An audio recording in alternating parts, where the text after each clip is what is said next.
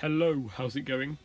In the preliminary tournament for the KC Cup Grand Tournament, I finished in the top 100 global. This qualifies me for the main event that will be happening in August. I'm definitely looking forward to it.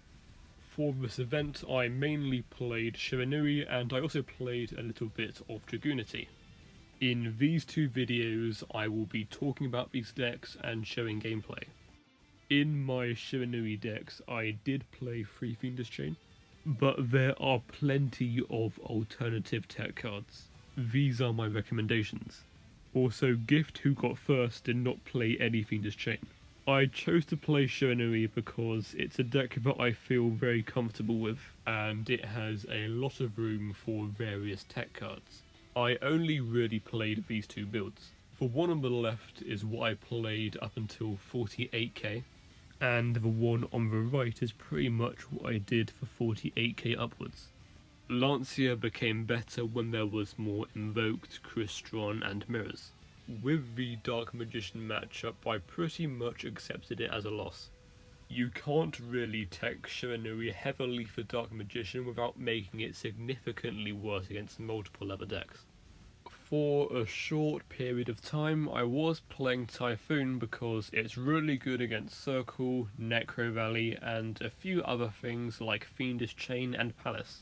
Though I ended up dropping it because I didn't feel like it was versatile enough. In such an open meta, I wanted all my tech cards to be as generic as possible. And that's one of the main reasons why I'm not playing Forbidden Lance. There's too many matchups where Lance doesn't really do anything. Shiranui can be really weak to back row sometimes, but I didn't think it was weak enough to warrant playing Lance. Ballista squad deals with back row in a slightly different manner and it's way more versatile. Everything in the extra deck is super important. Because of level augmentation with Sphere Kuriboh, I really wanted to play Squire Saga.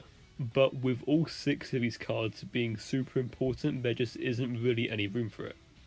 For the gameplay today, the first one is commentated and the other ones are without. This is against Blackwing, and that is always obvious if your opponent is playing Mai with Harpy Hunting Ground or Kaiba with Peak Performance. It can be other decks, but it's more than likely going to be Blackwing. The only real line of play here is to make Sunsaga, because everything else is prone to being OTK'd even through a Sphere Kuriboh. With Sunsaga here, it is much less likely to get OTK'd, because it forces them to go into Necro Valley. He activates 3 Black Whirlwind, and at this point I'm absolutely terrified, especially when this match was more towards the end of the tournament as well. But because he only plays 1 Borra, he's more limited to what he can do here. But because he did not use the effects of Simoon, he can make Ancient Fairy Dragon and search Necro Valley. There's only 1 card left in his hand here that I don't know about. He searched Simoon, and the other card is unknown. I don't really see a reason to use my Sphere Kuriboh here, because it doesn't really do anything. It's much better to save it for a larger monster or when lethal is threatened. The plan now is to protect the Gozuki so that on the next turn I can make a Synchro monster. He only has 1 Gale and a Roshi left, and after those are gone he's pretty much out of options. Unless he drew a Chris, the Gozuki should be sticking around.